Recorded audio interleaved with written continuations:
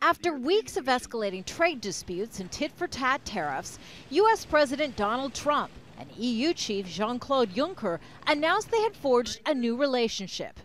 I had the intention to make a deal today, and we made a deal today. We have identified a number of areas on which to work together. Work towards zero tariffs on industrial goods. Combined, the European Union and the United States make up more than half the global GDP. The two leaders agreed to create a commission addressing shared goals. And while they didn't mention it by name, it was clear their new relationship is designed, in part, to combat the growing global influence of China. We will therefore work closely together with like-minded partners to reform the WTO and to address unfair trading practices, including intellectual property theft, forced technology transfer, industrial subsidies, distortions created by state-owned enterprises, and overcapacity.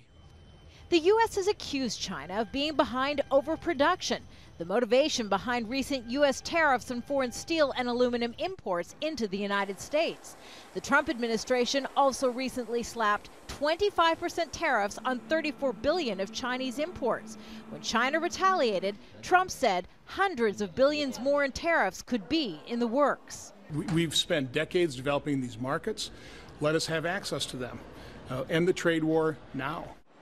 Trump has been criticized from members of his own Republican Party, particularly in rural farm states, feeling the pressure from China's tariffs on U.S. goods. China is among the top purchasers of U.S. pork and soybeans. China's the problem with world trade. China became a member of the World Trade Organization, I think it was January 1, 2001. They started cheating on January 2. But what President Trump did not suspend are recent steel and aluminum tariffs against the European Union. Instead, for now, he offered a promise not to impose more. Kimberly, Halkett, Al Jazeera, the White House.